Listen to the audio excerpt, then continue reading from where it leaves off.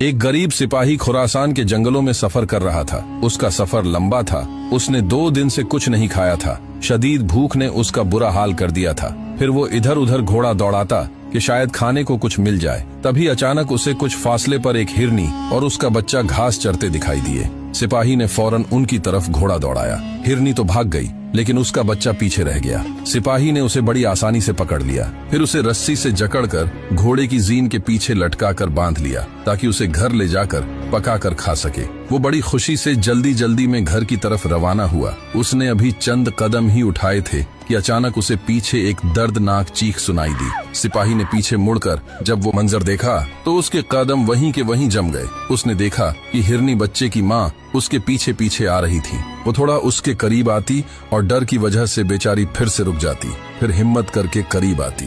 उसकी आंखों में लगातार आंसू बह रहे थे।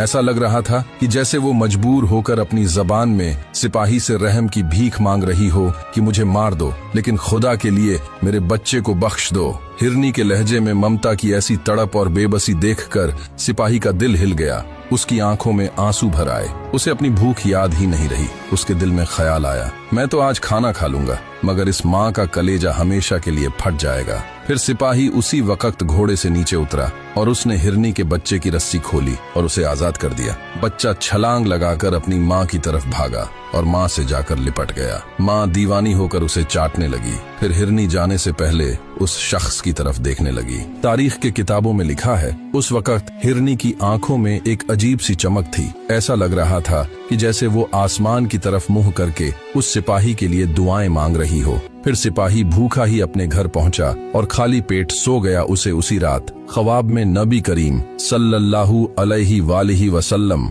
या बाज रिवायात के मुताबिक एक बुजुर्ग हस्ती की जियारत नसीब हुई। उसका नाम सबुक्तगीन था और उसे बशारत मिली, ऐ सबुक्तगीन, आज तुमने एक बेजबान माँ के दुख पर रहम खाया और उसकी ममता की लाज रखी। अल्लाह को तुम्हारी यह अदा इतनी पसंद आई है कि उसने तुम्हारे मुकद्दर में गजनी की बादशाहत लिख दी है।